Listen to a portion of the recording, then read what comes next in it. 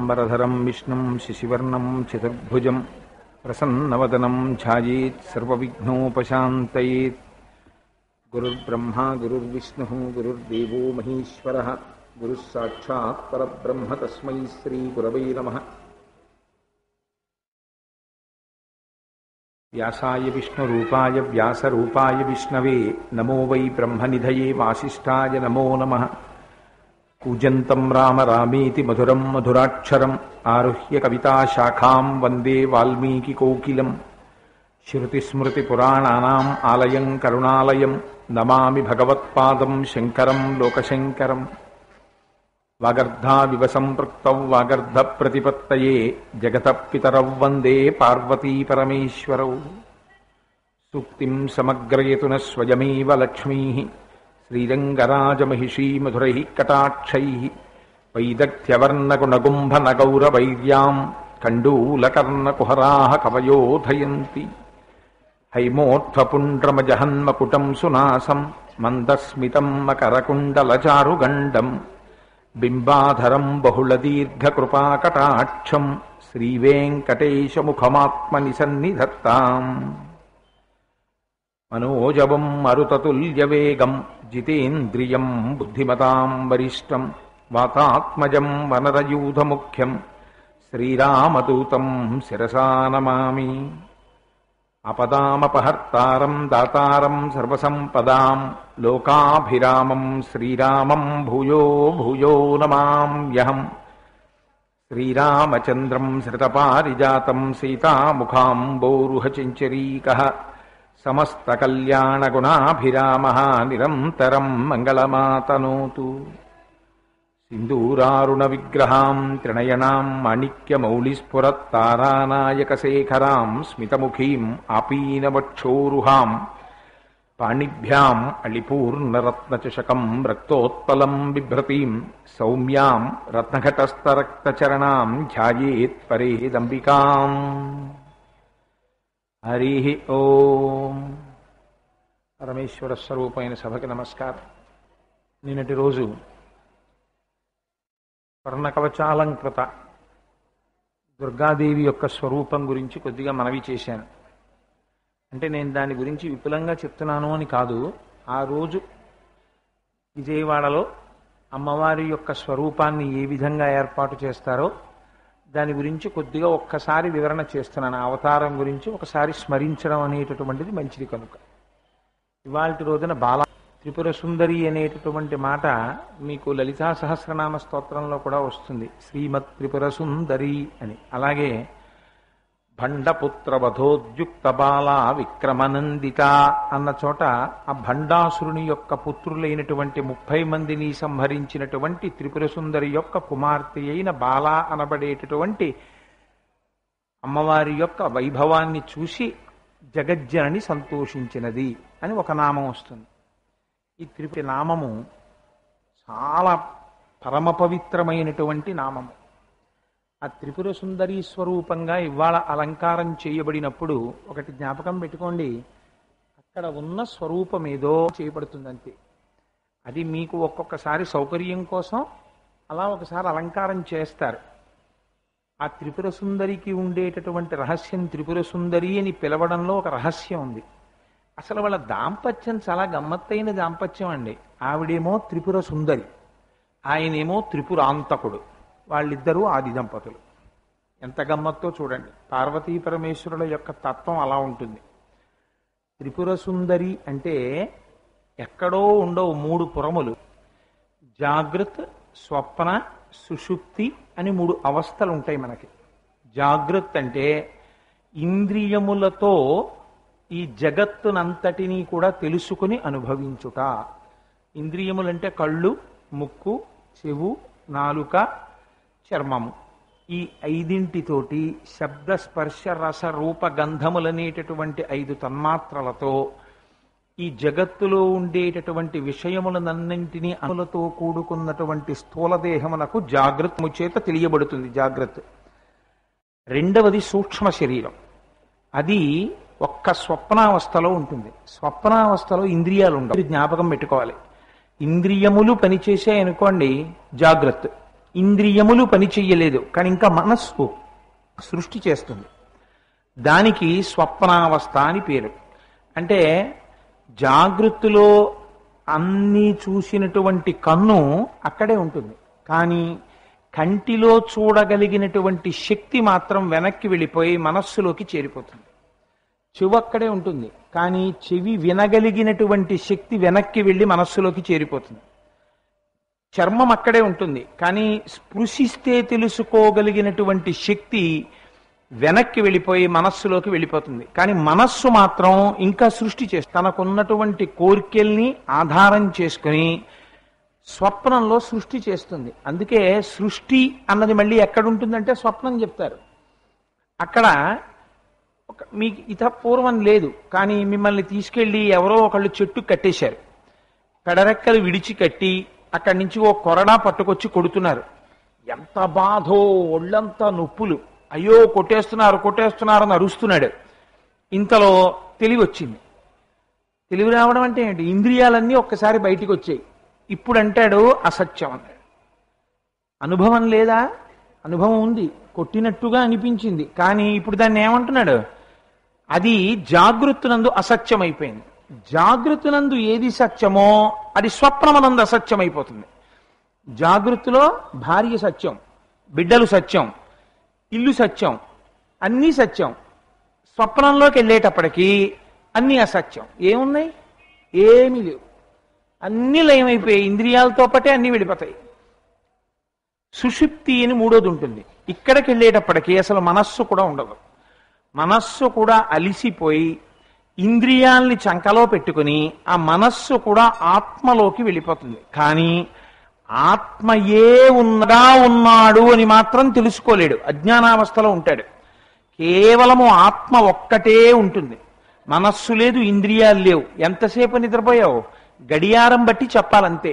కాలము తెలియదు, దేశము తెలియదు, జరిగినవి తెలియవు, ఏమీ తెలియవు. పడిపోయి ఉండిపోయింది. రమణ మహర్షి అంటారు, కాపలా కుక్క యజమాని ఇంటిలో నిద్రపోతున్నప్పుడు గేటు బయటకి లోపలికి తిరుగుతూ దొంగ రాకుండా కాపాడినట్టు ఊపిరి లోపలికి బయటికి వస్తూ ఇది శవమనుకుని తీసుకుపోకుండా రక్ష చేస్తూ ఉంటుంది.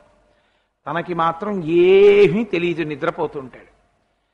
ఇలా ఈ మూడు అవస్థల్లో స్వప్నమునకు జాగృతికి స్థితి అని పేరు, సుషుప్తికి లయ అని పేరు. లయ అక్కడే ఉన్నాయి. జాగృత్, స్వప్న, సుషుప్తి అక్కడే ఉన్నాయి. స్థూల, సూక్ష్మ, కారణ శరీరాలు అక్కడే ఉన్నాయి. ఈ మూడు అవస్థ అటువంటి మూడు శరీరములు ఏమున్నాయో అవే మూడు పురములు.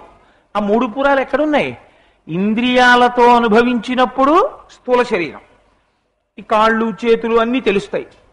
ఒక్క సూక్ష్మ శరీరంతో మాత్రమే మనస్సుతో తెలుసుకున్నప్పుడు స్వప్నము. అసలు కారణ శరీరంతో కేవలం తమోగుణ భూయిష్ఠుడై అజ్ఞానావస్థలో కేవలము ఆత్మ ఒక్కటే ఉండగా తన గురించి తనకి తెలియకుండా నిద్రపోయినటువంటి గాఢ నిద్రలోని స్థితిలో కారణ శరీరుడు. ఇప్పుడు ఈ మూడు శరీరములు ఎక్కడున్నాయి? ఇక్కడే ఉన్నాయి. ఈ మూడు శరీరములను మూడు పురములుగా చేసుకుని ఈ జగత్తునంతటిని అనుభవింపచేస్తూ బాల అంటే, బాలలకి ఏముంటుంది? ఆటలు ఆడతారు వాళ్ళు. పిల్లలు ఏం చేస్తారు? ఎప్పుడూ ఆడుకుంటారు. అలా అమ్మవారు కూడా వినోదిస్తుంది, ఆట ఆడుకుంటుంది. ఈ మూడు అవస్థల్లో తిప్పుతూ ఉంటుంది. ఎన్ని సంవత్సరములు బ్రతకనివ్వండి, ఎన్ని కోట్ల జన్మలు ఎత్తనివ్వండి, ఉపాధులు మారతాయి. అంతే, అంతే రహస్యం. కుక్క ఉన్నది, కుక్కకి జాగృతి ఉంటుంది, కుక్కకి స్వప్నం ఉంటుంది, కుక్కకి సుషుప్తి ఉంటుంది. మీరు పిపీలికాది పర్యంతంలో సమస్త ప్రాణులకు ఈ మూడు ఉంటాయి. మనిషికి కూడా ఉంది. ఈ మూడు అవస్థలను మూడు చేసి వినోదింపచేసి క్రీడిస్తున్నటువంటి లోపల ఉన్న ఆత్మస్వరూపురాలెవరో ఆవిడయే త్రిపుర సుందరి. ఆయన త్రిపురాంతకుడు. ఆయన జ్ఞానం కలిగిందనుకోండి, తాను శివుడైపోతాడు. తాను శివుడైపోవాలంటే అమ్మవారు ఈ మూడో అవస్థ కాకుండా జ్ఞానం ఇస్తుంది. ఆ ఇచ్చేటటువంటి స్వరూపమే ఇవ్వాల్టి త్రిపుర సుందరి స్వరూపం. ఆవిడ ఇవ్వాల్టి రూపంతో చాలా ఇస్తుంది. అందుకే బాల అని పిలిస్తే ఆ బాలాస్వరూపంతో అమ్మవారు జ్ఞానం కూడా ఇచ్చేస్తుంది. బాలగా ఆవిడ తొందరగా పలుకుతుంది. అందుకే బాలా పూజలు అనేటటువంటివి చాలా విశేషాన్ని పొందాయి శాస్త్రంలో. మీరు ఇక్కడ చూస్తారు, నేను ఇప్పుడు ఇవన్నీ చెప్పేశాను అనుకోండి, చెప్పేశాడు కదండి అనుకుంటారు మీరు. అందుకని చెప్పి చెప్పను, దాచేస్తాను కొన్ని. మీరు బాలపూజ జరిగిన రోజున, సువాసిని పూజ జరిగిన రోజున నిజంగా అసలు బాలపూజ అంటే ఏమిటో, సువాసిని పూజ అంటే ఏమిటో చూద్దురు గాని. ఎంత అందంగా చేస్తారో ఆ పూజలు చూద్దురు గాని. కూర్చోపెట్టి చేస్తారు సువాసిని, ఆ వైభవాన్ని అనుభవిద్దురు గాని. అందుచేత అటువంటి బాలా త్రిపుర సుందరిగా ఇవాళ అమ్మవారు అర్చన చేయబడుతుంది. ఈ బాలా త్రిపుర సుందరి స్వరూపాన్ని మనసులో ఒక్కసారి స్మరించి అమ్మవారి వంక చూసి నమస్కారం చేశారనుకోండి, అక్కడ అలంకారం కాదు జరగవలసింది, ఇక్కడ అలంకారం జరగాలి. అది అమ్మవారికి 9 రోజులు 9 అలంకారాలు చేయడంలో ఉన్న రహస్యం ఏమిటంటే, అబ్బాయి అక్కడ కాదురా, ఉన్నది ఒకటే మూర్తి, ఆవిడే మారుతుంటుంది, ఆవిడికే అలంకారం చేస్తారు. ఇదే కోటేశ్వరరావు పంచ కట్టుకుని లాల్చీ వేసుకుని ఉత్తరీయం వేసుకుని ఉపన్యాసానికి వచ్చాడు అనుకోండి, మీలో చాలా మంది గుర్తుపడతారు కోటేశ్వరరావు వచ్చాడని. నేను అప్పుడప్పుడు గుళ్ళోకి వెడుతుంటాను, వెంకటనగర్లో వెడితే ప్రదక్షిణం చేసి నమస్కారం చేసుకుంటుంటే ఎవరో నాకు ఎదురొచ్చి ఓసారి వెనక్కి తిరిగి చూసి, అయ్యో కోటేశ్వరరావు కదండి, మిమ్మల్ని గుర్తుపట్టలేకపోయామంటారు. ఏ ఆఫీస్కి వెడుతూనో గుళ్ళోకి వెడతాను అంటే కోటేశ్వరరావు మారిపోయాడా? కోటేశ్వరరావు మారడు, కోటేశ్వరరావు యొక్క వస్త్రధారణ మారిపోయింది. ప్యాంటు చొక్కాతో జాగృతిలో ఉన్న ఆవిడే. ఆయన మహారాజు గారు, ఆయనకి 3 పెద్ద పెద్ద నగరాలు ఉన్నాయి. 3 పెద్ద పెద్ద నగరాల్లో రాజుగారు ఏ నగరంలోకి వెళ్ళినా రాజుగారే కదండి. నేను ఇంటి యజమాని, ఒక ఇంటికి నా ఇంట్లో 3 గదులు ఉన్నాయి. నా హాల్లోకి వచ్చినప్పుడేమో కోటేశ్వరరావు గారండి, బెడ్రూమ్లోకి వెడితే కోటేశ్వరరావు కాదండి, లేకపోతే కిచెన్లోకి వెడితే అసలు కోటేశ్వరరావు గారే కాదండి అని మీరు అంటారా? కిచెన్లోకి వెళ్ళినా కోటేశ్వరరావు. ఈ 3 అవస్థలలోనూ కూడా క్రీడించి వినోదించి ఎలా ఆడిస్తున్నానో చూడవండి. ఈ పిచ్చాడు అనుకుంటున్నాడు, నేను చాలా సుఖపడుతున్నాను అనుకుంటున్నాడు. కానీ నేను ఎప్పుడు వీడిని ఆడించేది ఈ 3 సినిమాలే.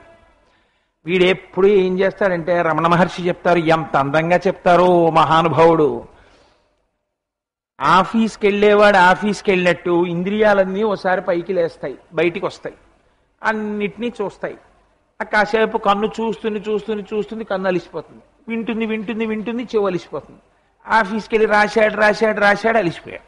5 అయ్యేటప్పటికి స్కూటర్ ఎక్కి ఇంటికి వచ్చేసాడు.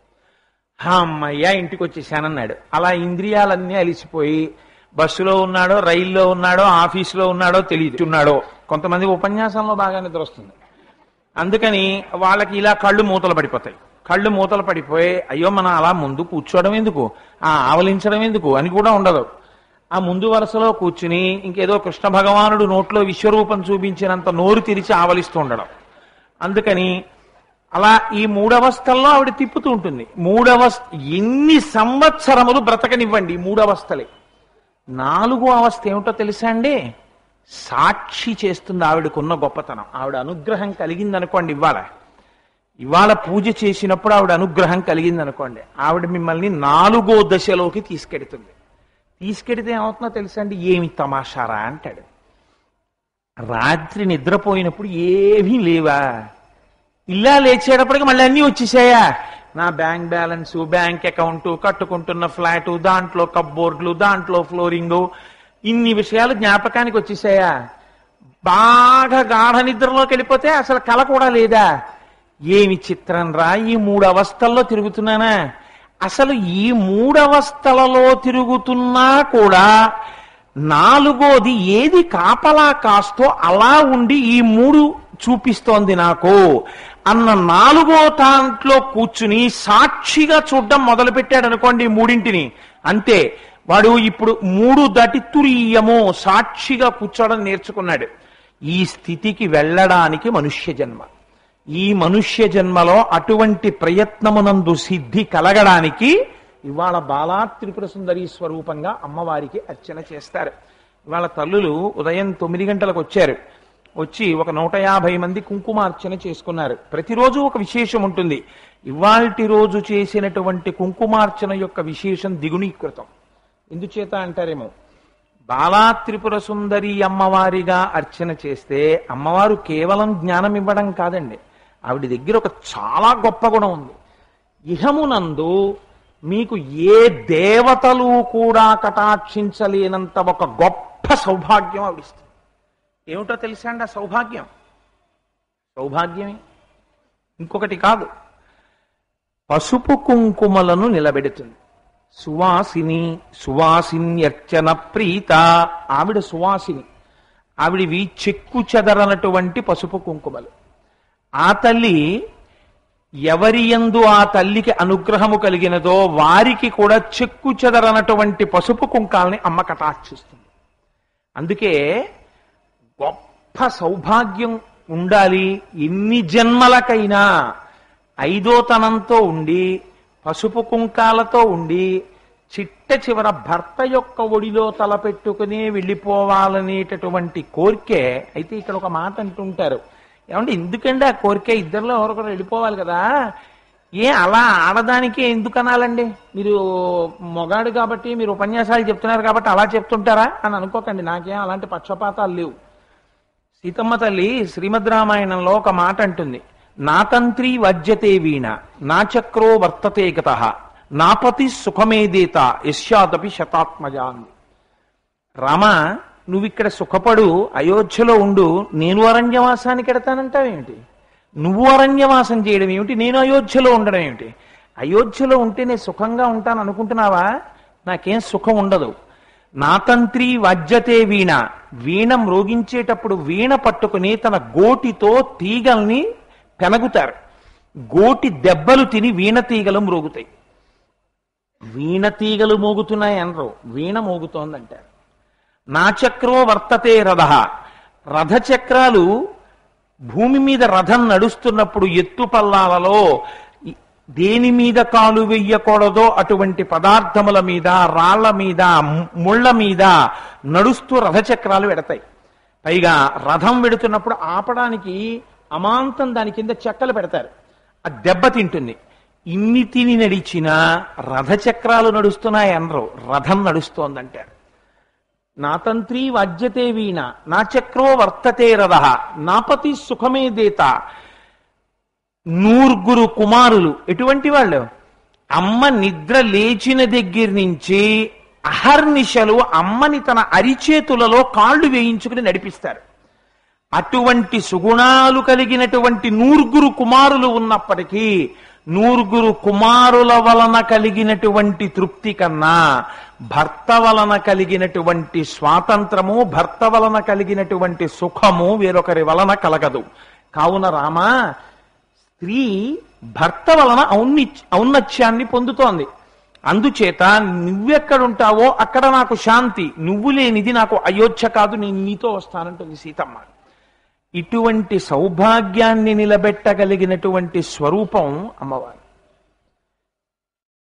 అమ్మవారు ఆడవాళ్ళకి పసుపు కుంకాలు ఇవ్వడంలో ఒక్కసారి అమ్మ నామజపాన్ని చేసినంత మాత్రం చేత ఎటువంటి స్థితికి తీసుకెడుతుందో మీకు నేను ఒక ఉదాహరణ చెప్తాను. అందుకే జన్మజన్మాంతర సుకృతం అంటారండి.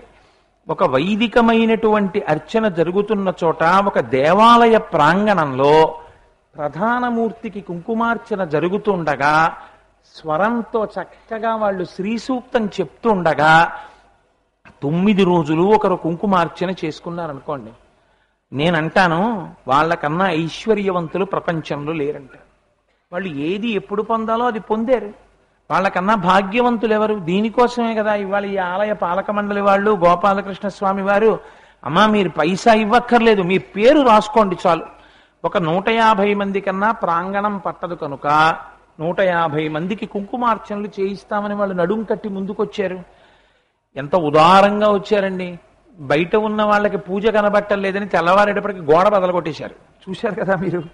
అందుకని నా తంత్రి వాజ్యతే వీణ, నా చక్రో వర్తతే రథ, నాపతి సుఖమేదేత యస్యాదపి శతాత్మజ. మీకు నేను ఒక ఉదాహరణ చెప్తాను. అమ్మవారి యొక్క అనుగ్రహం అంటే ఎలా ఉంటుందంటే, ప్రత్యేకించి సువాసిని తత్వంలో 5వ తనం కోసం పరిఢవిల్లిపోయేటటువంటి, 5వ తనం కోసం అని చెప్పేసి చాలా మనస్సులో వ్యగ్రతను పొందినటువంటి స్త్రీ ఆర్తితో అమ్మ అని పిలిస్తే ఎలా పలుకుతుందో అమ్మవారు మీకు నేను ఒక ఉదాహరణ చూపిస్తాను. ఎక్కడి నుంచో అక్కర్లేదు, దేవీ భాగవతంలోంచి మీకు ఒక ఘట్టాన్ని నేను చెప్తాను. పూర్వకాలంలో ఒక మహారాజు గారు ఒక ఆయన రాజ్యం చేస్తుండేవాడు. ఆయన పేరు ధ్రువసంధి. నాకు ఆ పేర్లంతా సరిగ్గా జ్ఞాపకం ఉన్నాయో లేవో నాకు తెలియదు, కానీ నేను బహుశా అమ్మవారు నా చేత తప్పు పలికించదని నేను అనుకుంటున్నాను. ధ్రువసంధి అనబడేటటువంటి రాజు అయోధ్యా నగరాన్ని పరిపాలిస్తున్నటువంటి రోజులలో ఆయనకి 2 భార్యలు ఉండేవారు. పెద్ద భార్య పేరు మనోరమ, రెండవ భార్య పేరు లీలావతి. ఇద్దరూ మంచి గుణములు కలిగినటువంటి వారే. రాజు చాలా సంతోషంగా ఉన్నారు. 2 భార్యలకి ఒక్కొక్క కుమారుడు జన్మించాడు. పెద్ద భార్య మనోరమకి జన్మించినటువంటి కుమారుడికి సుదర్శనుడని పేరు పెట్టారు. రెండవ భార్య అయినటువంటి లీలావతికి జన్మించినటువంటి కుమారుడికి శత్రుజిత్ అని పేరు పెట్టారు. శత్రుజిత్ ఎక్కువ మాట్లాడేవాడు, ఆకర్షణీయంగా మాట్లాడేవాడు, అందరినీ వశపరుచుకునేవాడు. సుదర్శనుడు మంచి పరాక్రమవంతుడు, తెలివైనవాడు, కానీ ఎక్కువ మాట్లాడేవాడు కాదు, ఎక్కువ అందరినీ తన వశంలో పెట్టుకునేవాడు కాదు. ప్రమాదం అంటే ఎలా ఉంటుందో చూడండి. ప్రమాదము అంటే మీ బుద్ధితో మీరు తప్పించుకోలేనిది. ఒకనాడు మహారాజు బయలుదేరి ధ్రువసంధి వేటకి వెళ్ళాడు. వేటకి వెళ్ళాడ పక్కనున్నటువంటి పొదలలోంచి ఒక పెద్ద సింహం చూసి ఆయన మీద పడింది. పడితే బాణాలు వేశాడు. ఆ సింహం మీద పడుతుంటే కత్తి తీసి పొడిచాడు. ఆ సింహం పంజా పెట్టి రాజుని కొట్టింది. ఏకకాలమునందు సింహము రాజు ఇద్దరు మరణించారు. చుట్టూ ఉన్నటువంటి సైనికులు హాహాకారాలు చేశారు. ఈ విషయం తెలియగానే ఇన్నాళ్ళు ఐకమత్యంగా ఉన్నటువంటి మనోరమ లీలావతుల ఇద్దరికీ కుమారులున్నారు కనుక రాజ్యం ఎవరికి ఇప్పించాలని ఇద్దరి యొక్క తండ్రులు వచ్చేశారు గబగబా రాజధానికి. మనోరమ యొక్క తండ్రి అన్నాడు, పెద్ద భార్య పెద్ద కుమారుడు, పైగా మంచివాడు, సుగుణములున్నవాడు, రెండవ వాడు పరాక్రమవంతుడే, కానీ పెద్ద భార్య పెద్ద కొడుక్కి రాజ్యం ఇవ్వాలి కనుక సుదర్శనుడికి పట్టాభిషేకం చేస్తామన్నాడు. కానీ యుధాజిత్ అని చెప్పి ఈ శత్రుజిత్ యొక్క తాతగారు లీలావతి తండ్రి, రెండో భార్య తండ్రి అన్నాడు, కాదు కాదు, మావాడు పౌరుష పరాక్రమములు ఉన్నవాడు, వాడు రాజ్యాన్ని రక్షించగలడు, వాడికే రాజ్యం ఇస్తానన్నాడు. మాట పెరిగిపోయింది.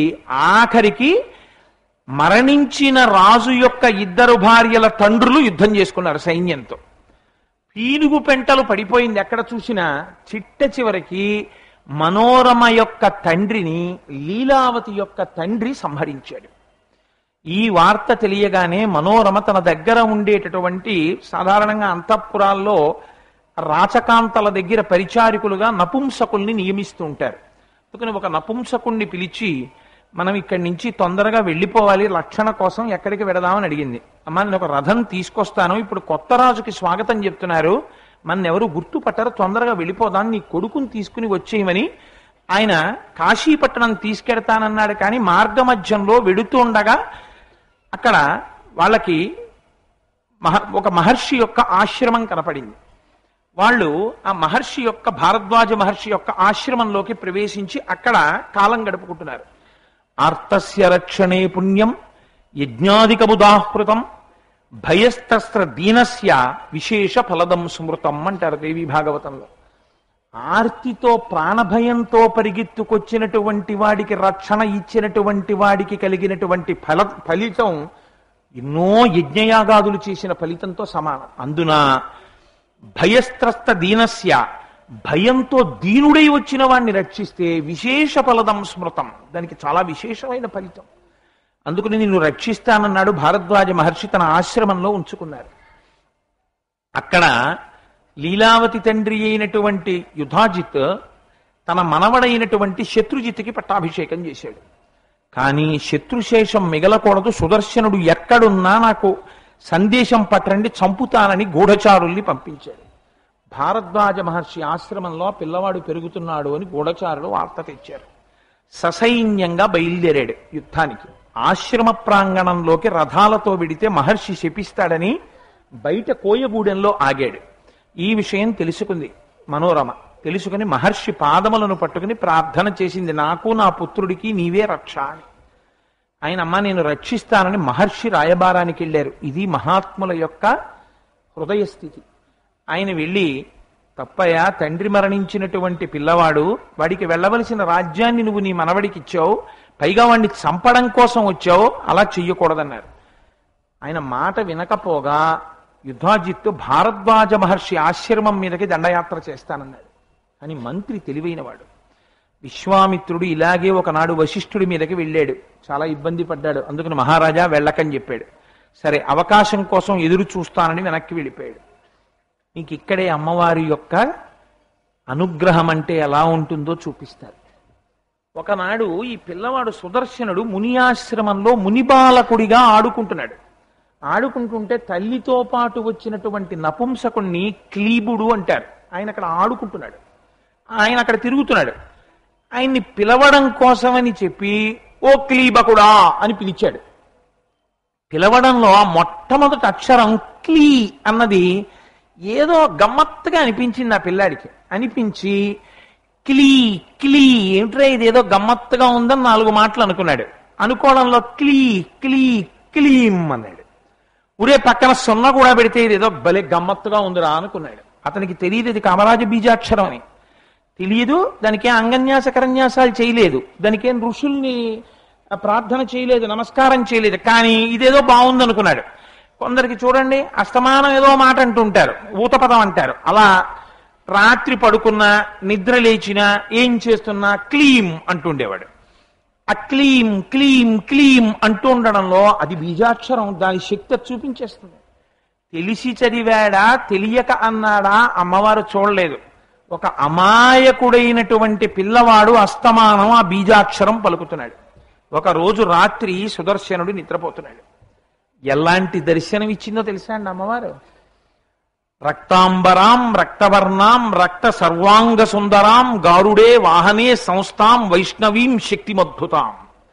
విష్ణు శక్తిగా గరుత్మంతుణ్ణి అధిరోహించి ఎర్రటి వస్త్రములతో, ఎర్రటి దేహంతో, ఎర్రటి మాలలతో, ఎర్రటి ఆభరణాలతో దర్శనమిచ్చింది. ఇస్తే పొంగిపోయాడు. ఆ స్వరూపాన్ని చూసి మనస్సులోనే నమస్కారం చేస్తూ ఆ నిద్రపోతున్నటువంటి సుదర్శనుడు స్తోత్రం చేశాడు. చేస్తే అమ్మవారు సంతోషించి సర్వకాలముల యందు నిన్ను నేను రక్షిస్తానని చెప్పింది. వాడు గమ్మత్తుగా గొప్ప విలువిద్య నిపుణుడైపోతున్నాడు. రోజు రోజుకి అస్త్ర విద్యలు శస్త్ర విద్యలు నేర్చేసుకుంటున్నాడు, ఉన్నతికి వచ్చేస్తున్నాడు. అదే కాలమునందు అమ్మవారి అనుగ్రహం అంటే ఎలా ఉంటుందో చూడండి. కాశీపట్టణాన్ని పరిపాలించేటటువంటి సుబాహుడనేటటువంటి రాజు యొక్క కుమార్తె అయిన శశికళ అనబడేటటువంటి సౌందర్య రాశి అయిన పిల్ల కలలో జగదంబ కనపడింది. కనపడి నీ భర్తని నేను నిర్ణయించాను, భారద్వాజ మహర్షి ఆశ్రమంలో పెరుగుతున్న సుదర్శనుడే నీ భర్త అని చెప్పి అంతర్ధానం చెందింది. ఆ పిల్ల నిద్ర లేచింది. అనుకోకుండా అటుగా బ్రాహ్మణుడు వస్తున్నాడు. అయ్యా మీరు ఎక్కడి నుంచి వస్తున్నారు అంది. నేను భారద్వాజాశ్రమం నుంచి వస్తున్నానమ్మా అన్నాడు. అయ్యా ఏమిటండి విశేషాలు అంది. నువ్వు కన్నెపిల్లవి నీకెందుకు ఆశ్రమ విశేషాలు అన్నాడు. అబ్బాయి వినాలనుందండి అంది. అమ్మవారి అనుగ్రహం అంటే చూడండి ఎలా ఉంటుందో. అమ్మవారిని పూజించినటువంటి వారికి లోటు ఉండదండి. వివాహం కుదర్చడంలో అదే అమ్మవారి శక్తి. అందుకే రుక్మిణీ కళ్యాణంలో నమ్మితి నామనంబున సనాతనులైన ఉమా మహేశులన్ మిమ్ము పురాణ దంపతుల మేలు భజింతు కదమ్మ మేటి పెద్దమ్మ దయాంబురాశివి కదమ్మ హరిన్ పతిచేయుమమ్మ నిన్ను నమ్మిన వారికెన్నటికి నాశము లేదు కదమ్మ ఈశ్వరి అంటూ రుక్మిణీదేవి. ఆ తల్లి ఈ మాట చెప్పగానే ఆవిడ యొక్క సంకల్పం ఆ వచ్చినటువంటి బ్రాహ్మణుడు అన్నాడు, అమ్మ నిన్ను చూస్తుంటే చాలా ముచ్చటగా ఉంది, అంత సౌందర్యవంతురాలి అమ్మ, నీకు తగిన పిల్లాడొకడు ఆ భారద్వాజాశ్రమంలో ఉన్నాడు, వాడి పేరు సుదర్శనుడు అంటారు, నువ్వు పెళ్లి చేసుకుంటే వాడిని చేసుకోవాలమ్మా. ఈ పిల్ల మనస్సు ఆ సుదర్శనుడు యందు నిలబడిపోయింది. అమ్మ అనుగ్రహం అనుకుంది. ఆ అమ్మాయికి యుక్త వయస్సు వచ్చింది. సరే ఇప్పుడు దేవీ భాగవతం నా ప్రధాన సబ్జెక్టు కాదు కాబట్టి ఒక విషయంగా చెప్తాను దాన్ని స్థూలంగా. గబగబా తండ్రి గారు ఆ పిల్లకి వివాహం చెయ్యడం కోసమని ఇచ్ఛా స్వయంవరాన్ని ప్రకటించాడు. ఇచ్ఛా స్వయంవరం అంటే పిల్ల తనకి నచ్చినటువంటి పెళ్లి కుమారుని యొక్క వరుని యొక్క మెడలో పుష్పమాలని అలంకారం చెయ్యొచ్చు. ఎందరో రాజకుమారులు వచ్చారు. వాళ్లతో పాటుగా యుధాజిత్తు తన యొక్క మనవడైనటువంటి శత్రుజిత్తుని తీసుకుని వచ్చాడు. నిద్రపోతున్నటువంటి ఈ సుదర్శనుడికి కలలో కనపడి అమ్మవారు కాశీరాజు తన కుమార్తెకి స్వయంవరం ప్రకటించాడు, నువ్వు బయలుదేరి వెళ్ళమంది. ఆశ్చర్యకరంగా అక్కడ కోయగూడెంలో ఉండేటటువంటి నాయకుడు తెచ్చి రథాన్ని బహూకరించాడు. రథం ఎక్కి తల్లిని తీసుకుని ఆయన కూడా అక్కడికి వెళ్ళాడు. వెళితే ఈ విషయం తెలిసిపోయింది యుధాజిత్తుకి. సుదర్శనుడు వచ్చాడు తల్లితో కలిసి, వాళ్ళిద్దరినీ మట్టు పెడతానన్నాడు.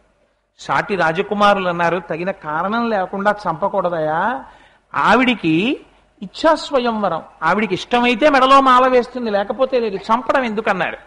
అయినా ఒకసారి నచ్చ చెప్పి చూద్దామని సుదర్శనుణ్ణి పిలిపించారు.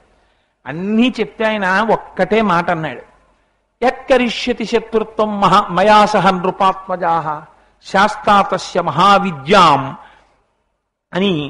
నాకు మీ పట్ల శత్రుత్వం ఏం లేదు, జగదంబ ఎలా నడిపిస్తే అలా నడిపిస్తుంది. నాకు కేవలం అమ్మవారి పాదముల యందు భక్తి. అమ్మ వెళ్ళమంది నేను వచ్చాను. నేను రాజుని కాను, రాజకుమారుణ్ణి కాని రాజ్యం లేదు, అందుకని నాకు ఆహ్వానం లేదు. అమ్మ వెళ్ళమంది నేను వచ్చాను అన్నాడు. రాజకుమారులకి పాపం ఈయన చెప్పినటువంటి మాట, నాహం జానామి శత్రుతాం అన్నాడు. నాకు మీతో శత్రుత్వం ఎందుకయ్యా, నాకు శత్రుత్వం లేదు, నాకు అంతటా అమ్మవారు కనపడుతోంది అన్నాడు. అంటే వాళ్ళు చాలా సంతోషించి పంపేసి అప్పటికి ఉపశాంతి చేశారు యుధాజిత్తుకి. మరునాడు స్వయంవరం ప్రకటించే లోపల యుధాజిత్తు వెళ్ళి ఆ శశి కళ అనబడేటటువంటి పెండ్లి కుమార్తె యొక్క తండ్రి గారైన సుబాహుణ్ణి నిగ్రహించాడు. రాజు కానివ్వండి స్వయంవరానికి ఎలా పిలిచామని. నేను పిలవలేదన్నాడు ఆయన. ఇప్పుడు ఆ పిల్ల వరమాల వేసిందా, మేము అంగీకరించాం, యుద్ధం జరుగుతుందన్నాడు. ఆయనకి భయం వేసి సుబాహుడు అన్నాడు, అమ్మ నువ్వు కానీ కొంపతీసి వెళ్ళి మెళ్ళో దండేస్తావేమో వెయ్యకన్నాడు. అంటే ఆ అమ్మాయి ఏంది, నాన్న నాకు వ్యభిచరించడం చేత కాదు. అదేమిటమ్మా అంత మాట అన్నావు అన్నాడు. నాకు కలలో జగదంబ నా భర్త అని సుదర్శనుడు అని చెప్పింది. ఇప్పుడు నేను మళ్ళీ స్వయంవరానికి వెళ్ళి వచ్చినటువంటి రాజకుమారుల ముఖాలన్నీ చూసి వీళ్ళు నాకు భర్తవత్స అన్న దృష్టికోణంతో చూడడం వ్యభిచారం కాదా? అందుకని నేను అలా వెళ్ళను, దండ వెయ్యను, నా భర్త సుదర్శనుడు, నువ్వు తెచ్చి నాకు వివాహం చేసేయచ్చు. ఈ మాట సభలో ప్రకటిస్తే వాళ్ళందరూ యుద్ధానికి వచ్చారు. ఈయన భయపడి ఒక్కరోజు సమయం ఇవ్వండి, రేపటి రోజు చెప్తానని పాపం కూతురు కాళ్ళు గడ్డాలు పట్టుకుని బతిమాలాడు. బతిమాలితే ఆవిడంది, నాన్న ఇవన్నీ నేను ఒప్పుకోను, వివాహ విధినే దేవి కన్యాదానం శుభేదిని సుదర్శనాయ నృపతే యదీచ్ఛసి నృపమ్మమ యదీచ్ఛసి శుభమ్మమ. నాన్నగారు నాకు సుదర్శనుణ్ణి వివాహం చేసుకోవాలనేటటువంటి నా అభిప్రాయంలో ఇంక రెండో మాట లేదు. ఎందుచేత ఒక్కటే కారణం, నాకు జగదంబ చెప్పింది. నాకు భర్త అవవలసినది ఎవరో జగదంబ నిర్ణయించింది. వీడెవరు నాన్నగారు నన్ను కాదనడానికి? కాదని వాడిని నిలబడమనంటే జగదంబ చూసుకుంటుంది. నాకేమిటి భయం, నేను అమ్మ పాదాలు నమ్ముకున్నాను. నా భర్తకి కాని నాకు కాని నా ఐదో తలానికి కాని లోటు రాదు. ఎన్ని లక్షల మంది శత్రువీరులు కోట బయట ఉండనివ్వండి, మీరు బెంగ పెట్టుకోవద్దు, ఇవాళ రాత్రి రహస్యంగా నాకు వివాహం చేసేయండి అండి. కూతురు మాట కాదనలేక సుదర్శనుణ్ణి తీసుకొచ్చి రహస్యంగా వివాహం చేసేసాడు. సారే ఇచ్చాడు. బయటికి పంపుదామంటే శత్రువులు ఉన్నారు, వాళ్ళకి తెలిసిపోయింది. వాళ్ళు ఏమీ తెలియని వాళ్ళల్లా, సరేలేవయా పెళ్లి చేసేసావు కదా, ఇంకా మేమెందుకు ఇంట్లో భోజనాలు, మేము వెళ్ళిపోతున్నామని చెప్పి సుదర్శనుడు తన భార్యతో కలిసి వెళ్ళేటటువంటి మార్గంలో పొంచి ఉన్నారు. మనోరమని సుదర్శనుణ్ణి సంహరించి ఆ శశికళని అపహరించడం కోసమని ప్రత్యేకించి యుధాజిత్తు తన మనవడితో కాపు కాశాడు. మరునాడు రథం ఎక్కుతున్నారు. ఏదో కొంచెం సైన్యాన్ని ఆ రథంతో పాటు పంపించాడు సుబాహుడు. సుదర్శనుడు అన్నాడు, నాకేం భయం లేదు, మీరు బెంగ పెట్టుకోకండి. నేను వెడుతున్నప్పుడు నాకు ఏదైనా ప్రమాదము ఏర్పడితే, నా జోలికి ఎవరైనా వస్తే, ఏ అమ్మ నన్ను శశికళని వివాహం చేసుకోమని చెప్పిందో ఆ అమ్మయే శశికళ యొక్క పసుపు కుంకుమలను నిలబెట్టవలసినది. కాబట్టి నాకు ఈ విషయంలో బెంగలేదు. నా జీవితమో ఆమె జీవితమో అమ్మ పాదముల దగ్గర పెట్టి వెడుతున్నాం, మీరు బెంగ పెట్టుకోకండి మామగారు అని రథం ఎక్కాడు. ఈ కథ ఉట్టినే రాలేదు, మీరు బాగా జ్ఞాపకం పెట్టుకోండి. ప్రతి కన్యాదాత కూడా వివాహం చేసేటప్పుడు ఇదే చెయ్యమని శాస్త్రం. మీరు పిల్లవాడు ఏం చదువుకున్నాడు, వాడేం ఉద్యోగం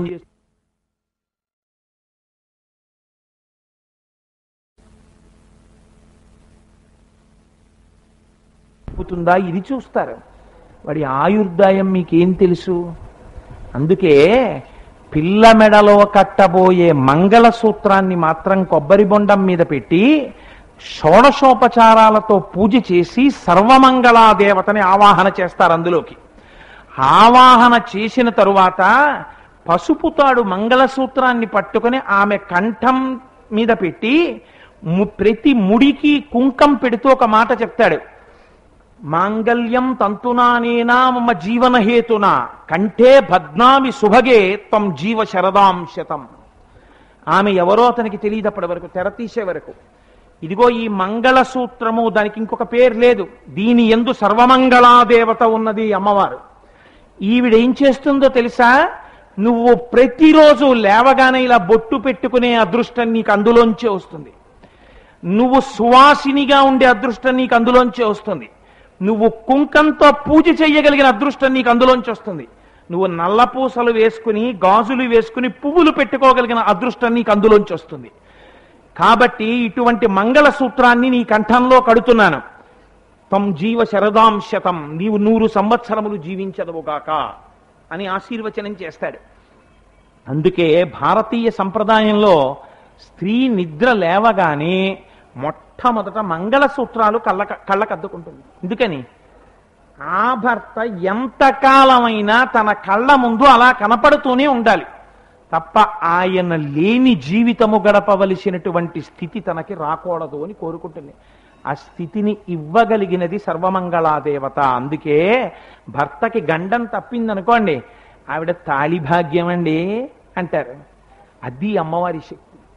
అందుచేత ఈ మాట దేవీ భాగవతంలో ఈ ఘట్టాన్ని అసలు వివాహం చేసే ముందు కన్యాదాత గారు పూజామందిరంలో కూర్చుని దేవీ భాగవతంలో ఒకసారి చదివి కొబ్బరి బొండం మీద పెట్టినటువంటి మంగళసూత్రానికి కన్యాదాత ప్రధానంగా నమస్కారం చేసుకోవాలి, తన కూతురు వైభోగాన్ని ఆలోచించుకుని నమస్కారం చేసి. అందుకే 10 మంది వచ్చినటువంటి ముత్తైదువుల కంఠాలన్నిటిలో పెడతారు.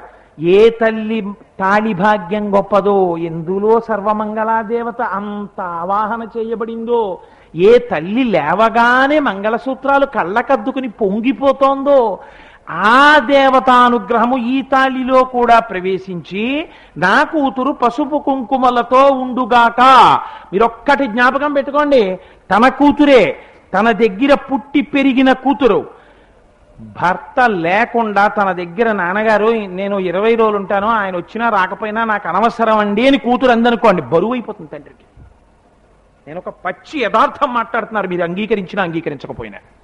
తన కూతురు కాదా? కూతురే. ఆ కూతురే ఒక్క 10 రోజులు ఉండమ్మా, తింటానికి పడదు, నేను వెళ్ళి వండి పెట్టుకోవాలి నాన్నగారు, ఏమనుకోకండి నేను బయలుదేరుతాను అందనుకోండి. ఆ దిగబెట్టడంలో తండ్రికి ఎంత సంతోషం ఉంటుందో, ఫోన్లే తన భర్త దగ్గరికి వెళ్ళిపోతుందని. ఇది ఆ మంగళసూత్రంలోంచి వస్తుంది. ఆ మంగళసూత్రానికి సర్వమంగళ దేవతలోంచి వస్తుంది. ఇది సుదర్శనుడు చెప్పాడు. ఆ తల్లి పాదముల మీద నేను ఆమె పెట్టి పెడుతున్నాను, నాకు బెంగ లేదన్నాడు. ప్రయాణం చేస్తుండగా కొన్ని వేల మంది సైనికులు వచ్చి మీద పడ్డారు. మీద పడితే సుదర్శనుడు యుద్ధం చేస్తూ అమ్మవారిని స్తోత్రం చేశాడు, అమ్మా నువ్వే మాకు రక్షకురాలివి అని. వెంటనే అమ్మ అష్టాదశ భుజాదేవి సహస్ర భుజమండిత సంభూతాసురనాశాయ అన్నట్టు ఆకాశంలో ఒక్కసారి మిరిమిట్లు కొలుపుతూ దర్శనమిచ్చింది. ఒక పెద్ద కేకేసింది, ఓరి తుచ్చుడా యుధాజిత్ యుద్ధమాపు, వాడు నా భక్తుడు, విడిచిపెట్టి వెళ్ళనీయండి. ఏమిట్రా ఆవిడ మాట లెక్క పెట్టేది, వెయ్యండి బాణాలన్నాడు. అమ్మవారు 2 బాణములు తీసి సంధించి విడిచిపెట్టింది. ఏకకాలమునందు 2 బాణములకు యుధాజిత్తు శత్రుజిత్తు ఇద్దరు పడిపోయారు రథాల్లోంచి. అమ్మవారిని స్తోత్రం చేసి వచ్చి ఒక్కతే కూతురు కాబట్టి అటు కాశీరాజ్యాన్ని ఇటు అయోధ్యని రెండిటినీ కూడా పరిపాలించి బ్రతికి ఉన్నంత కాలం 2 చోట్ల అమ్మవారిని బంగారు సింహాసనం మీద దేవాలయాలు కట్టి పూజించి తన రాజ్యంలో ఉన్న వాళ్ళ చేత పూజింపచేసి 5వ తనంతో అందరూ సంతోషంగా ఉండేటట్టు పరిఢవిల్లేటట్టుగా చెయ్యగలిగాడు. కాబట్టి ఎక్కడుంది ప్రతి ఇంటిలో సౌభాగ్యం, ప్రతి ఇంటిలో ఆనందం దేనివల్ల ఉంది? అమ్మ ఉపాసనలో ఉంది, అమ్మకి చేసే కుంకుమార్చనలో ఉంది.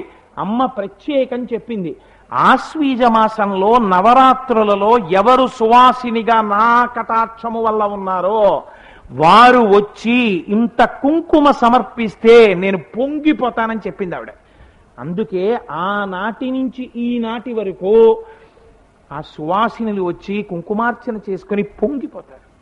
రేపు కూడా 150 మందికి అవకాశం ఉంటుంది, మీరు చేసుకోవచ్చు. అందుచేత ఇప్పుడు చెప్పండి, ఎవరు ఐదోతనాన్ని నిలబెట్టింది? శశికళ యొక్క ఐదోతనాన్ని నిలబెట్టిన అమ్మవారు ఎవరు? ఆవిడే. అంతటివాడు ఇంతటివాడు కాదండి. దేవతలకి రాజైనటువంటి దేవేంద్రుడు చెయ్యకూడని పని ఒకటి చేశాడు దేవేంద్రుడు. ఇప్పుడు నేను ఆ ఘట్టం అంతా చెప్పాలంటే చాలా సమయం పడుతుంది. వృత్రాసుర సంహారం చేశాడు. నురుగులో వజ్రాయుధాన్ని పెట్టి తడి కాదు పొడి కాదని మిత్రుణ్ణి చంపేశాడు. బ్రహ్మహత్యా పాతకం చుట్టుకుంది, మనస్సుకు అశాంతి వచ్చింది. వస్తే అమరావతిలో ఉండలేక రాజధానిని విడిచిపెట్టి మానస సరోవరానికి వెళ్ళిపోయి పద్మనాళంలో దూరి బతకడం మొదలుపెట్టాడు. అమరావతి ఖాళీ అయిపోయింది.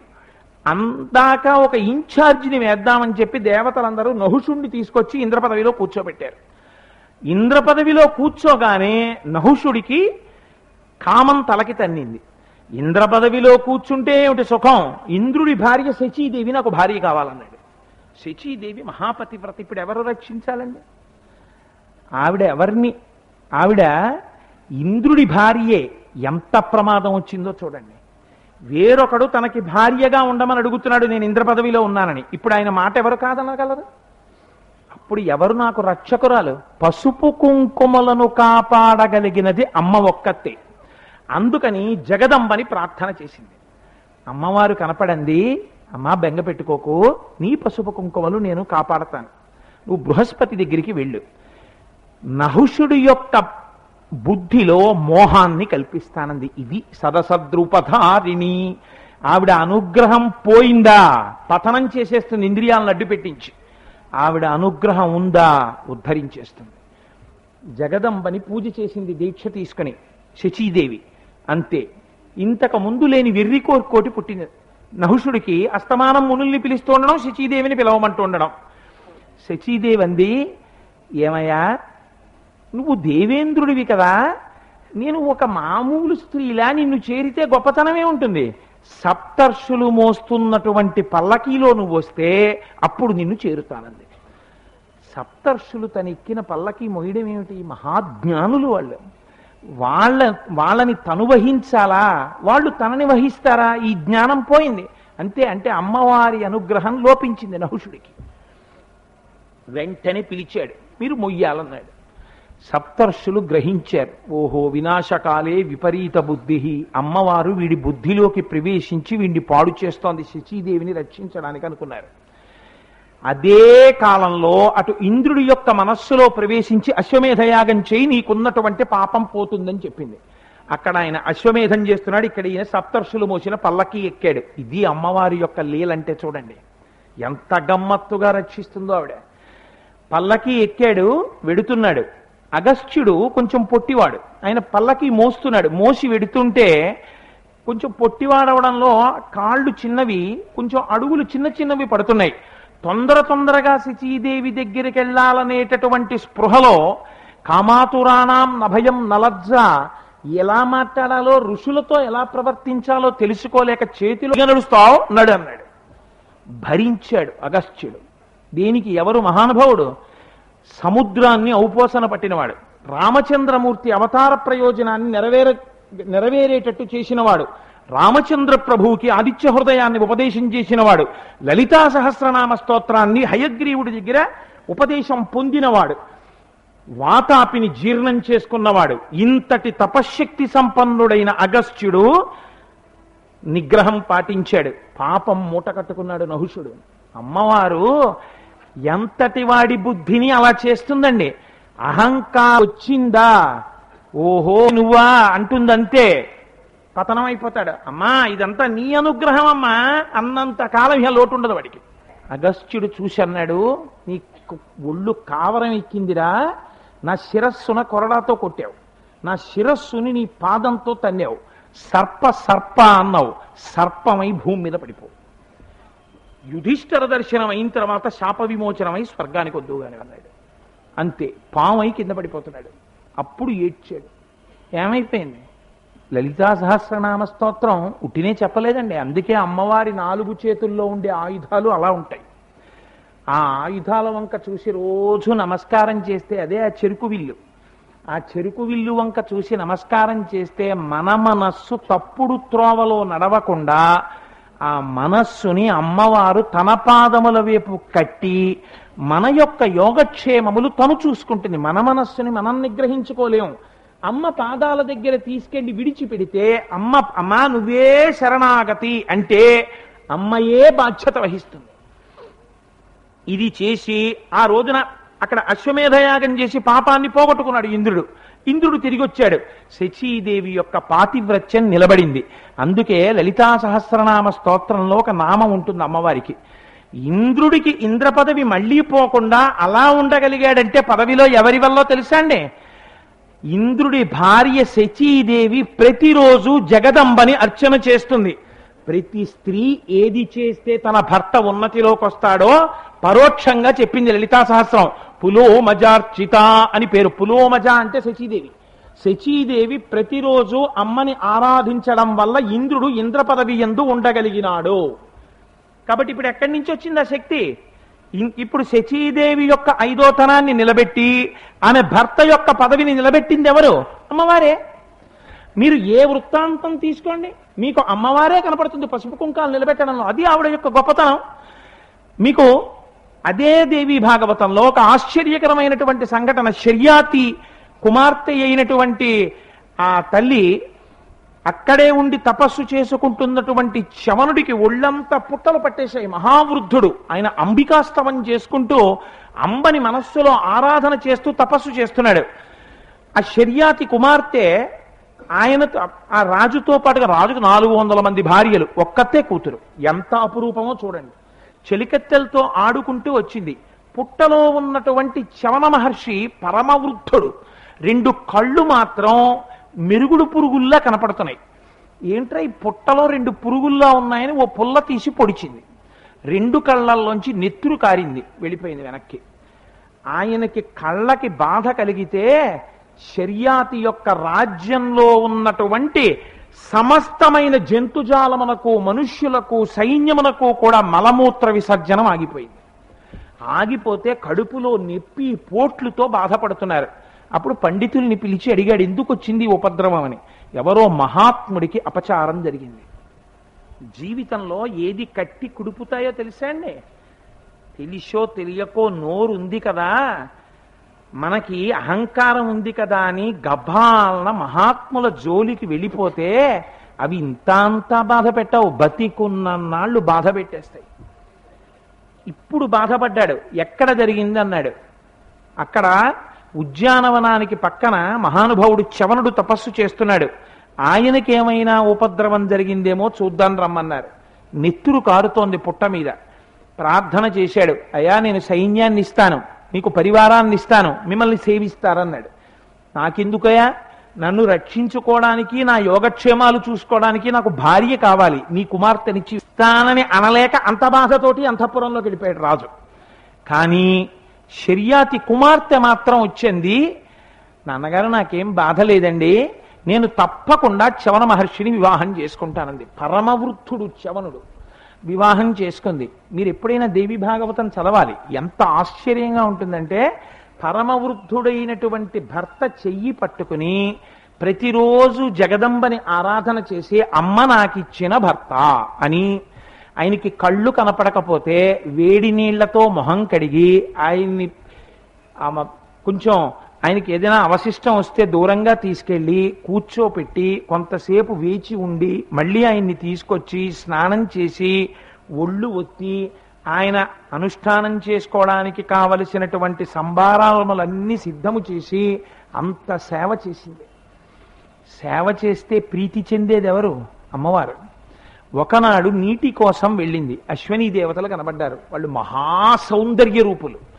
వాళ్ళన్నారు, ఇంత అందగత్తెవి, పరమవృద్ధుడు, అంధుడు, కళ్ళు లేనివాడు, ఆ చవనుడితో కాపరం ఎలా చేస్తావు, మాలో ఎవరినన్నా కోరుకో అన్నారు. అంటే ఆవిడంది, దుర్మార్గులారా, మీకు నేను అలా కలపడుతున్నానా? నేను పతివ్రతని, చవన మహర్షి భార్యని, మీరు ఈ మాటలు అన్నారు కనుక మిమ్మల్ని శపిస్తానంది. వెంటనే అశ్వినీ దేవతలు అన్నారు, ఓహో నువ్వు అంత పతివ్రతవా, అయితే మేము నీకు వరం ఇస్తాం, శపించకు, నీ భర్తకి కళ్ళిస్తాం, ఎందుకంటే మేము దేవవైద్యులం, మాకు ఆ శక్తి ఉంది. నీ భర్తకి కళ్ళిస్తాం, కానీ ఒక్క షరతు, నీ భర్తకి కళ్ళిచ్చినప్పుడు నీ భర్తతో పాటు మేము కూడా యవ్వనం ఇస్తాం, ముగ్గురం ఒక్కలా అయిపోతాం. ఎవరు నీ భర్తో కనిపెట్టు, మమ్మల్ని శపిస్తానంటున్నావుగా పాతివ్రత్యంతో అన్నారు.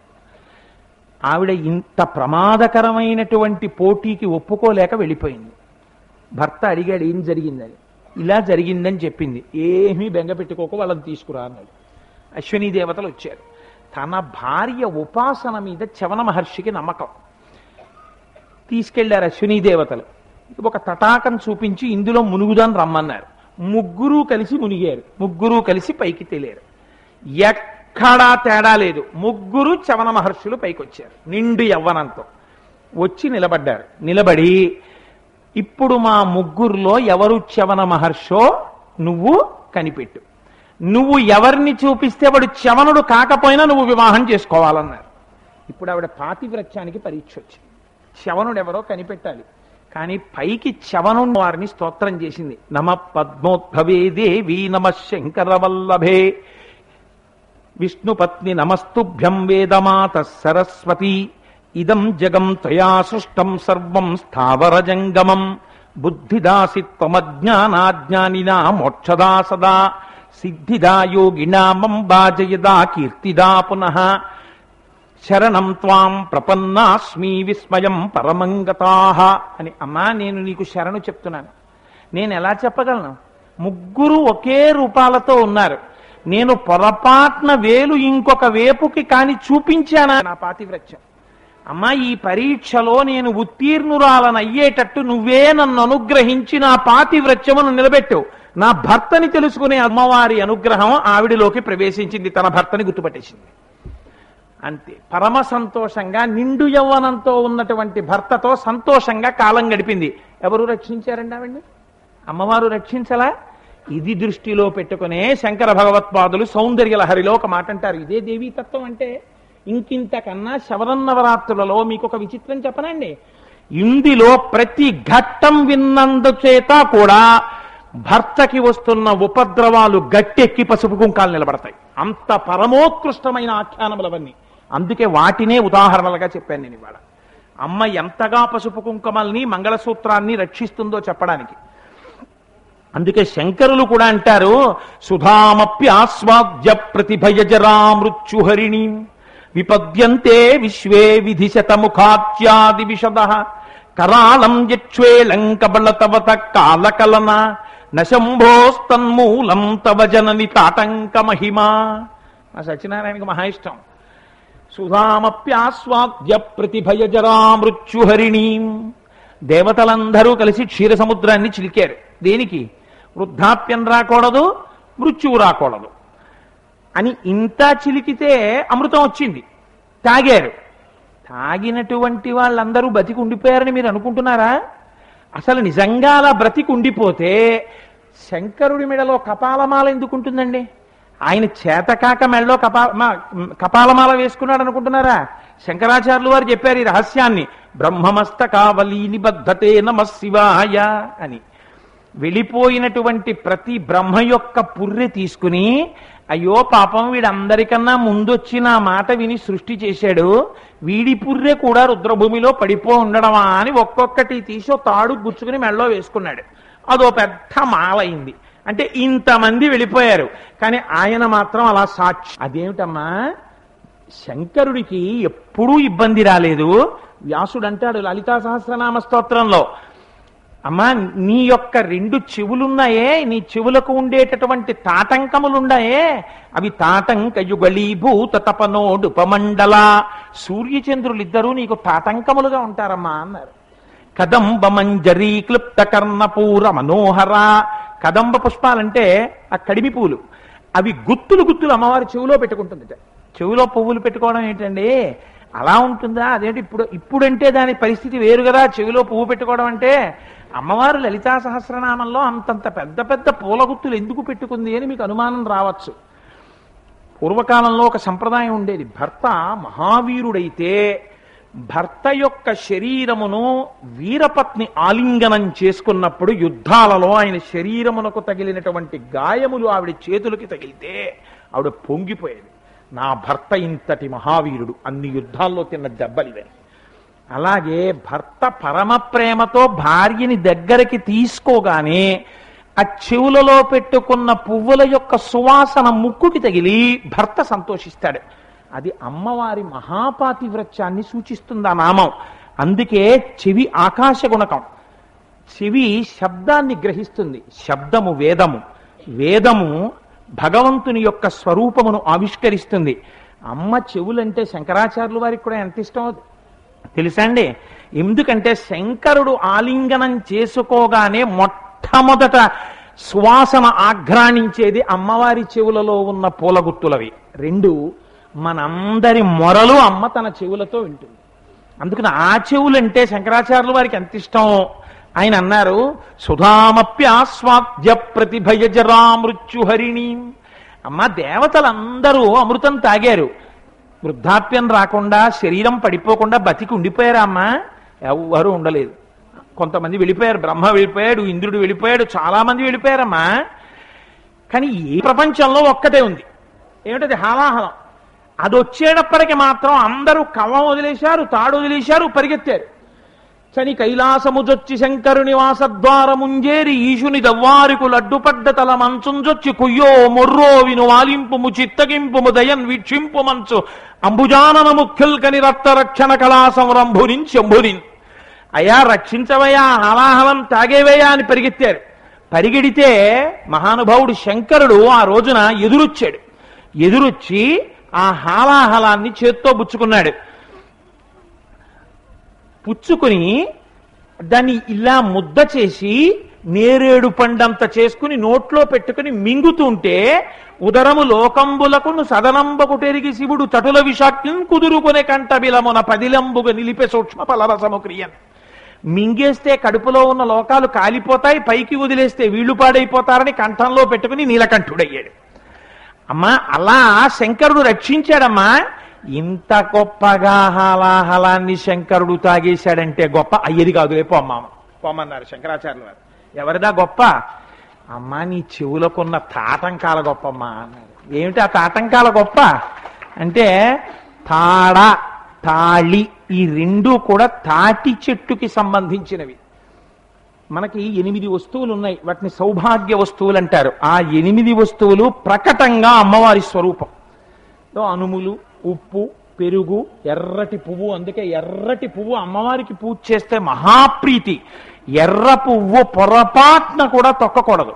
ఇవాళ రేపు ఎంత దరిద్రంగా తయారైందంటే సమాజం, ఎందుకు చేస్తారో నాకు అర్థం కాదా పని. పనికి మాలిన సభల్లో అక్కడ దైవానికి సంబంధించో ఆధ్యాత్మికతకి సంబంధించి ఏమీ ఉండదు. ఎందుకు తెస్తారో తెలీదు. బుట్టలతో ఎర్రటి గులాబీ పూలు తీసుకొచ్చి చేతిలో పెడతారు. వీడింకక్కడ కూర్చుని చేసే పని ఏంటంటే ఎర్ర గులాబీ కింద పడేస్తారు, ఆ ఎర్రటి పూలు తొక్కుతారు. అప్పటికి బాగుంటుంది, కట్టి కుడిపినప్పుడు బాధపడతారు. సౌభాగ్య వస్తువుల్లో ఎర్ర పూలు ఒకటి. అలాగే ఆ తాటి చెట్టు ఒకటి. ఇప్పుడంటే బంగారంతో మంగళసూత్రం చేస్తున్నారు, కానీ 2 మాత్రం తాటి చెట్టుకు సంబంధించినటువంటి వస్తువుతోటే చేసేవారు. అందుకే ఇప్పటికీ దాని పేరేమిటో తెలుసా అండి? తాళి. తాళి అంటే తాళ వృక్షము, తాటి చెట్టు. అందుకే పెద్దలైన వారు, నిష్ణాతులైన వారు, తెలుసున్న వారైతే చంద్రశేఖర పరమాచార్య స్వామి వారు హెచ్చరిక చేశారు. ఆడపిల్ల మెడలో మంగళసూత్రం కట్టించినప్పుడు తప్పకుండా ఒక తాటాకు ముక్క తీసుకొచ్చి మంగళసూత్రంలోకి గుచ్చాలి. ఎందుకో తెలుసా అండి? దాని పేరు తాళి. తాళి అంటే తాళమునకు సంబంధించినది, తాటి చెట్టుకి సంబంధించింది. అలాగే ఆడపిల్లకి చెవులు పుట్టిన తర్వాత మొట్టమొదట తాటాకే పెట్టాలి. ఎందుచేత అది సౌభాగ్య వస్తువు. తరువాత మార్చనప్పుడు ఒక పని చేస్తారు, పువ్వు పెట్టుకుంటారు. ఒక మధ్యలో కర్ణిక పెట్టి ఆ దుద్దులా పెట్టి చుట్టూ 6 కానీ 8 కానీ దళములు వేస్తారు, వేసి పువ్వులు పెట్టుకుంటారు. అది కూడా ఉంది. జంబుకేశ్వరంలో శంకర భగవత్పాదులు అయితే అద్భుతమైన ప్రయోగమే చేశారు. ఆయన శ్రీచక్రం తీసుకొచ్చి అమ్మవారిలో ఎక్కువైపోయిన శక్తి మనం తట్టుకోలేమని ఉగ్రమూర్తులు అంటారు. అదో పనికిమాలిన మాట. ఉగ్రమూర్తులేంటి? ఆ శక్తి నువ్వు తట్టుకోలేవు, తట్టుకోలేవు కాబట్టి శంకర భగవత్పాదులు ఈ జాతికి చేసిన గొప్ప ఉపకారం. ఆ మూర్తిలోంచి ఎంత శక్తిని నువ్వు తట్టుకోలేవో అంతని మైనస్ చేశారు, తీసేశారు. ఇప్పుడు తీసిన దాన్ని ఎక్కడ పెట్టాలి? ఇప్పుడు పొద్దున్న మీరు సుప్రభాతంలో విన్నారు కదా, విన్నంత మాత్రం చేత ఫలితం. శ్రీనాథధృతపాలిత త్రిభువనాం శ్రీచక్ర సంచారిణీం గానాసక్త మనోజ్ఞ యవ్వనల సద్గంధర్వ కన్యావృతాం దీనానామతివేల భాగ్యజననీం దివ్యాంబరాలంకృతాం శ్రీశైలస్తవతీం శ్రీమాతరం భావయే. ఆ శ్రీచక్రంలో ఉంటుందమ్మ, ఇందుని శ్రీచక్రంలో పెట్టారు. కానీ జంబుకేశ్వరంలో జలలింగం, కావేరీలో నీటిలో వేయకూడదు, ఆకాశంలో వేయకూడదు, అగ్నిలో వేయకూడదు, ఒక్క పృథివీ మీద వెయ్యాలి.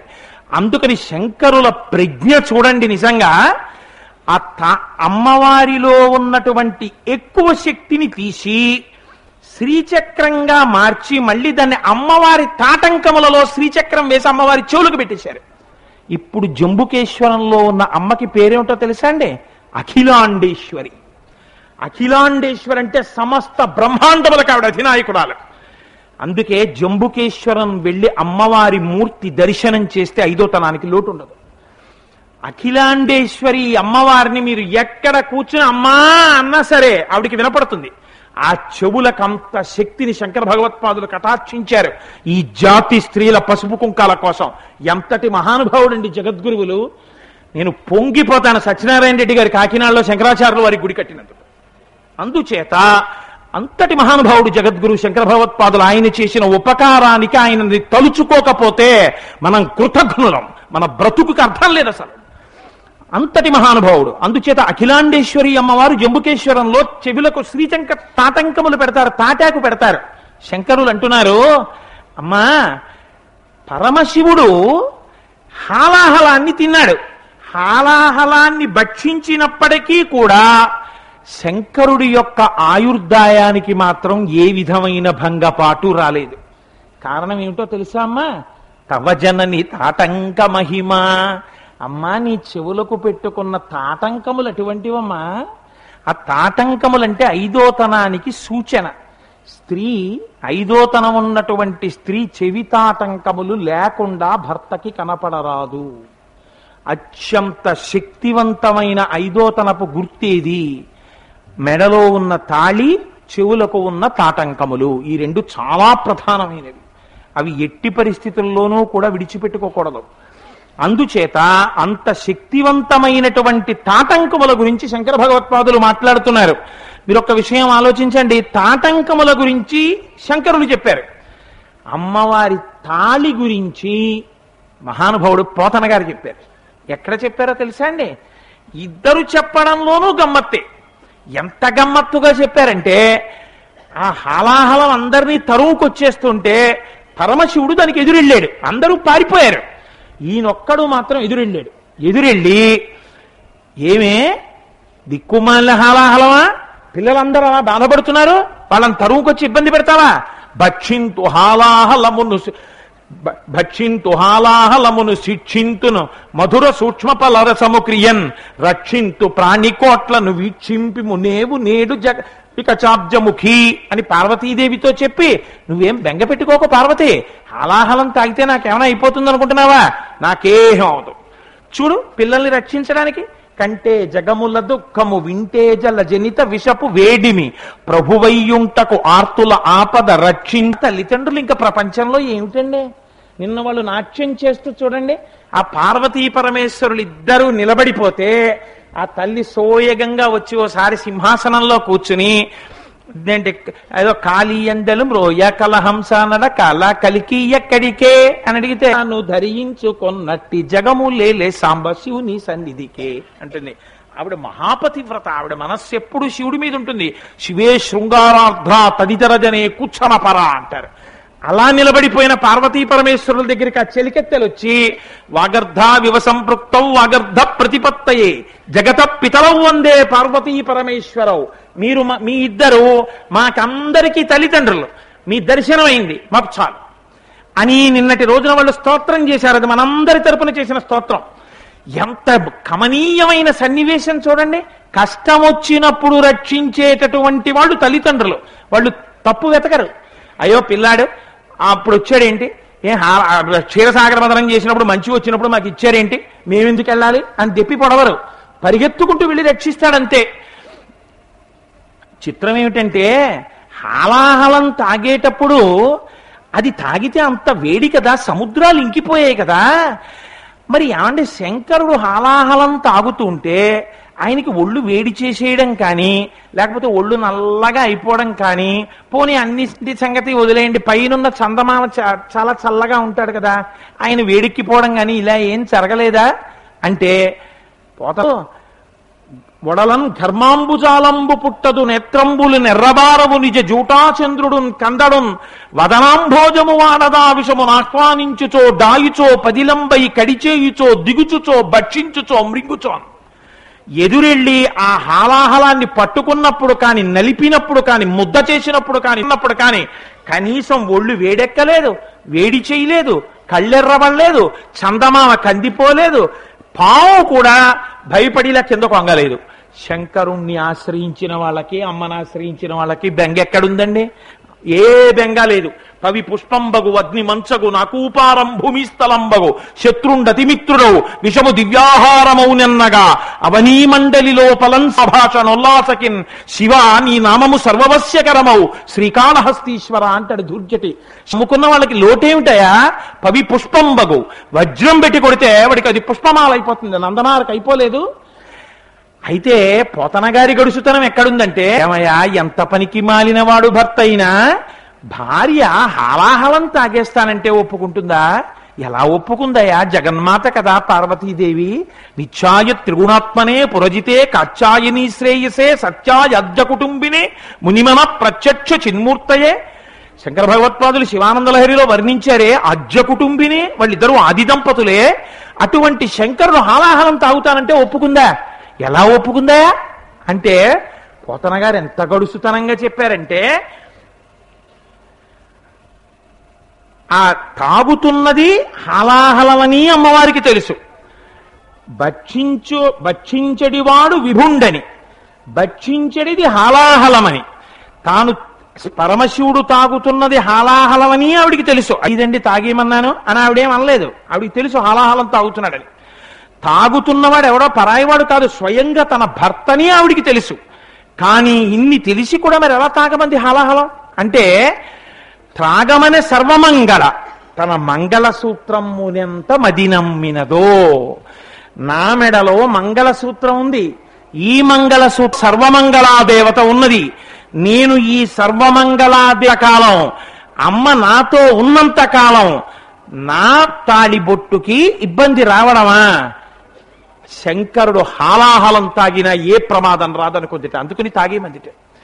తాళ తాళి తాటి ఆకుతో చేయబడినది అంత ప్రశస్తం. ఆ తాళి అటువంటిదే, తాటంకము అటువంటిది.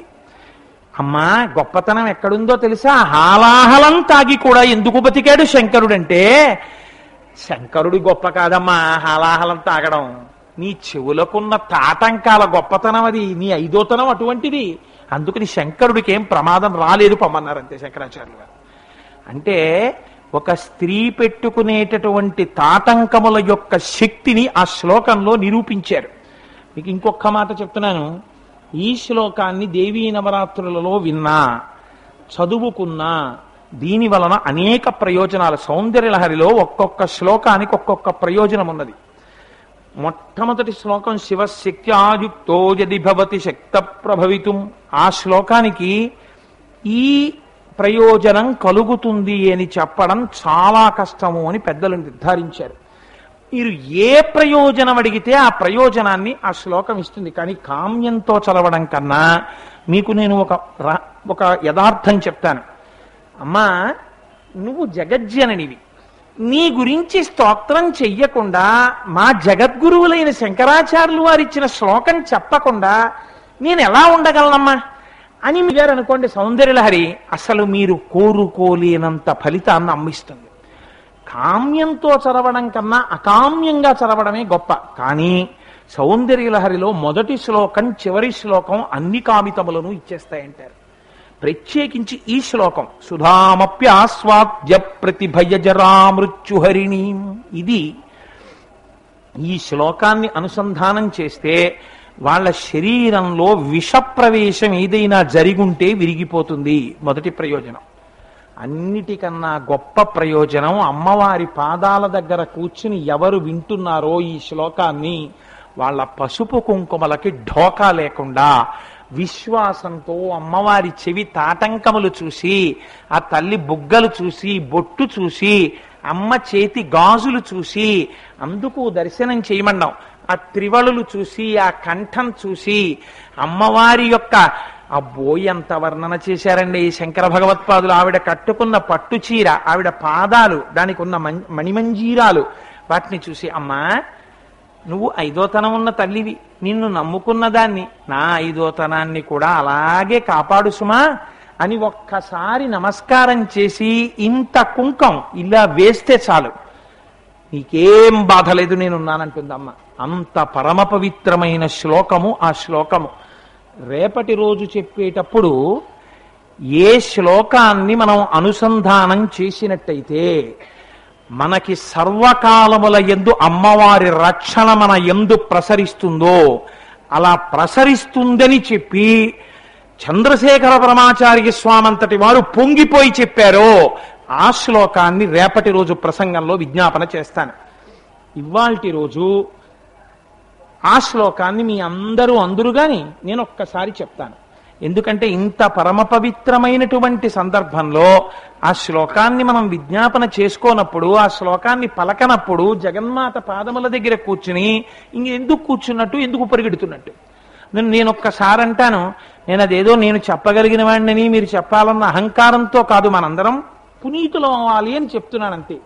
అందుకని మీ అందరు అనండి, సుధామప్యాస్వాద్య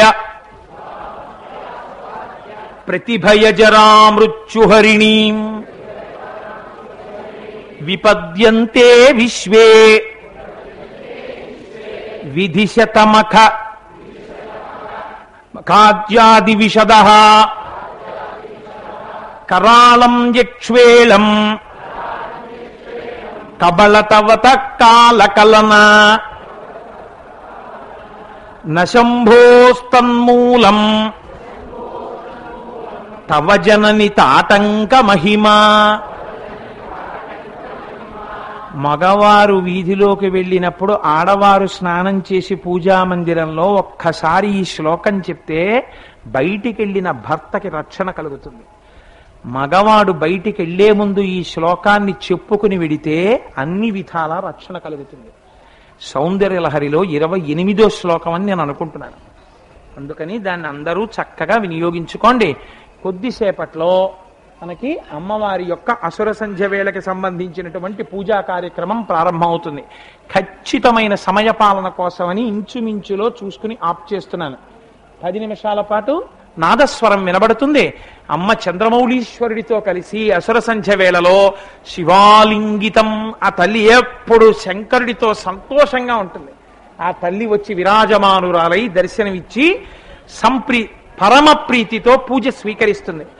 మధ్యలో లేవడం కాని, మొదటి వరుసలో పిల్లల్ని దగ్గర పెట్టుకుని కూర్చోవడం కాని, వాళ్ళు మధ్య మధ్యలో వేదికలు ఎక్కడం కాని, ఇలాంటి పనులు లేకుండా మిగిలిన వాళ్ళకి ఇబ్బంది పెట్టకుండా భక్తి శ్రద్ధలతో కూర్చోండి. అందరూ అటువైపుకి తిరిగి కూర్చోండి అమ్మా. మంగళాశాసన పరైః మదాచార్య పురోగమైః సర్వైశ్చ పూర్వైరాచార్యైః సత్కృతాయాస్తు మంగళం. మంగళం కోసలేంద్రాయ మహనీయ గుణాత్మనే చక్రవర్తి తనూజాయ సర్వభౌమాయ మంగళం. ఉమాకాంతాయ కాంతాయ కామితార్థప్రదాయినే శ్రీగిరీశాయ దేవాయ మలినాథాయ మంగళం. కరచరణ కృతం వా కర్మ వాక్కార్యజం వా శ్రవణనైనజం వా మానసం వాపరాధం విహితమ విహితం వా సర్వమేత్తక్షమస్వ. శివ శివ కరుణాబ్ధే శ్రీ మహాదేవ శంభో. సర్వం శ్రీ ఉమామహేశ్వర పరబ్రహ్మార్పణమస్తు. స్వస్తి.